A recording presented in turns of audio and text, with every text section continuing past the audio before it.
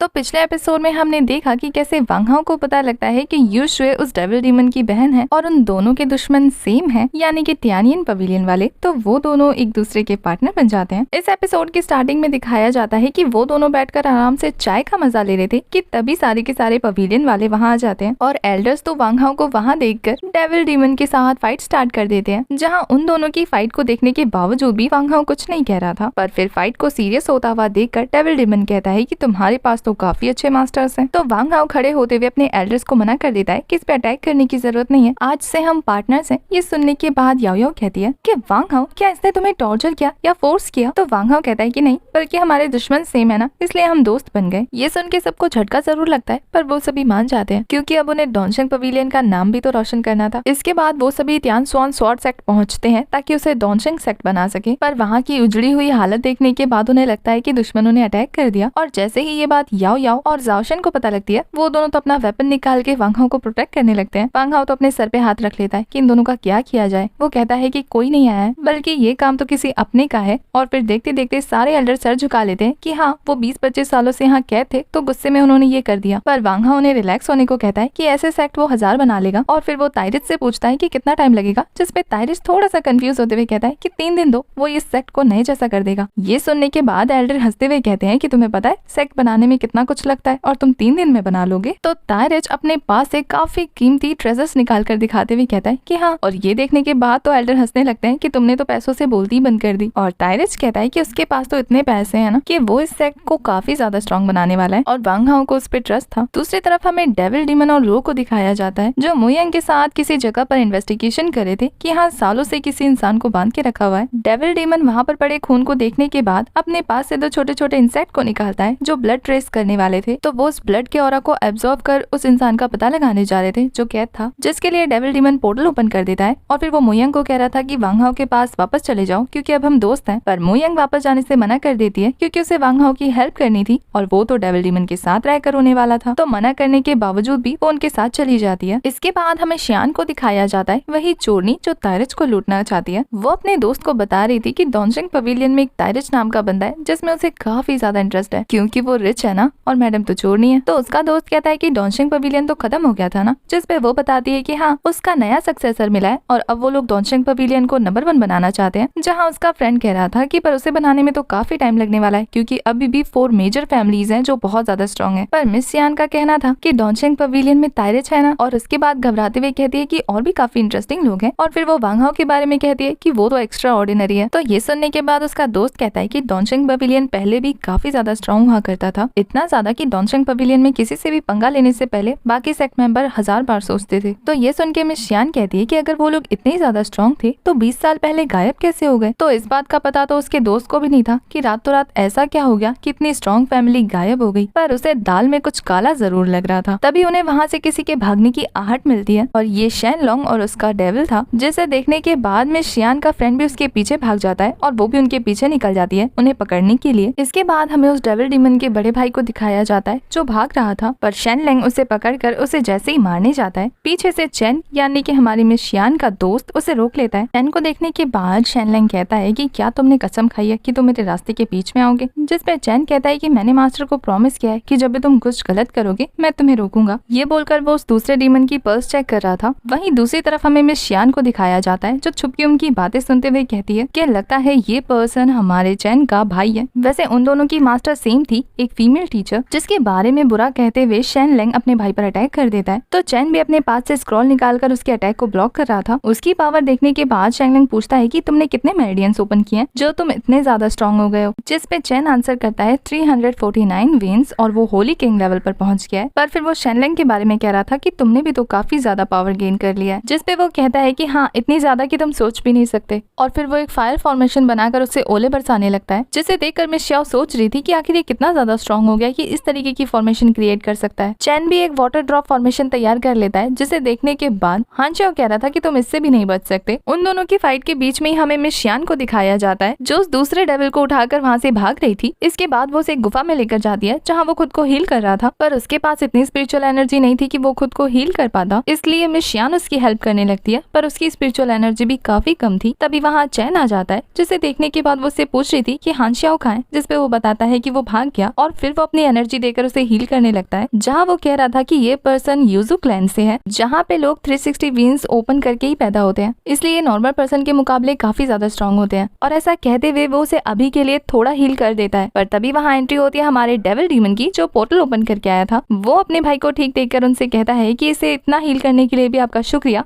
और फिर वो चैन से कहता है कि मैं तुम्हारा कर्जदार रहूंगा, मैं इस बात को कभी नहीं भूलने वाला। पर चैन तो ये देखकर शॉक था कि एक और यूजू क्लैन का बंदा डेविल डीमन अपने भाई को वहाँ से लेकर चला जाता है। दूसरी तरफ हमें वांग हाओ को दिखाया जाता है, जिसका सेक्ट बन गया था, और अब वो अपने सभी एल्डर को सामने खड़ा रखकर उनसे सवाल करता है कि इस डोंगशेंग पवेलियन को संभालने वाला सक्सेसर कौन था। तो वो सभी एल्डर बताते हैं कि तुम्हारी मॉम, पर फिर तुम्हारे प्रेग्नेंट होने के बाद उन्होंने ये सेक्ट छोड़ दिया और उस कोर्टयार्ड में जाकर रहने लगी। वांग हाओ के पूछने पर कि क्या वो स्ट्रॉन्ग थी, सब लोग बताते हैं कि वो स्काई रियल में थी और यहाँ की सबसे स्ट्रॉन्गेस्ट पर्सन थी, पर जरूर उनका ओपोनेंट कोई और ज्यादा स्ट्रॉन्ग पर्सन होगा जिसके बारे में उन्हें कुछ भी नहीं पता। पर फिर वांग हाओ सबको थैंक यू बोल रहा था डोंगशेंग पवेलियन को अभी तक जिंदा रखने के लिए। इसके बाद वांग हाओ सारे एल्डर से पूछता है कि क्या उनमें से किसी ने उसके फादर को देखा है, जिस पे सभी एल्डर कहते हैं कि वांग हाओ के डैड को देखने वाले सिर्फ 2 लोग हैं, 7 गार्डियंस और दूसरे हैं जाओ बो यानी कि वांग हाओ के अंकल जाओ, जिसके बारे में सुन के जाओ शेन और वांग हाओ दोनों ही शॉक हो जाते हैं। उनके मुंह से अंकल जाओ का नाम सुनने के बाद सभी एल्डर पूछ रहे थे कि क्या तुम उनसे मिले हो, जिस पे वांग हाओ सबको बताता है कि अंकल जाओ ही वही पर्सन है जिन्होंने 20 साल तक उसका ध्यान रखा। तो वांग हाओ समझ जाता है कि उसे अपने डैड के बारे में कहाँ से पता लगने वाला है। इसके बाद वांग हाओ काफी बॉसी अंदाज में कहता है कि सबको अनाउंस कर दो कि डोंगशेंग पवेलियन वापस आ गया है। और ये देख के तो याओ याओ काफी ज्यादा खुश हो रही थी कि वांग हाओ कितना ज्यादा हैंडसम है ना। इसके बाद हमें एक सेक्ट मास्टर को दिखाया जाता है, जिन्हें वांग हाओ के बारे में पता लगा था कि डोंगशेंग पवेलियन को वांग हाओ दोबारा से खड़ा कर रहा है। तो वो अपने सेक्ट के बाकी एल्डर से कहता है कि ये फैमिली की तरफ से एक ट्रेजर हंट करो, जिसमें 10 दिन बाद वांग हाओ को इनवाइट करना। यहाँ इनके इरादे कुछ ठीक नहीं लग रहे थे। दूसरी तरफ इनकी बेटियों को दिखाया जाता है, जिन्हें जैसे ही वांग हाओ के बारे में पता लगता है तो छोटी वाली अपनी बड़ी सिस्टर को कहती है कि वो उसकी हेल्प करे वांग हाओ से मिलने के लिए, जिस पे उसकी सिस्टर के हाँ बोलते ही वो काफी ज्यादा खुश हो जाती है। और इसी के साथ हमारा ये वाला एपिसोड हो जाता है खत्म।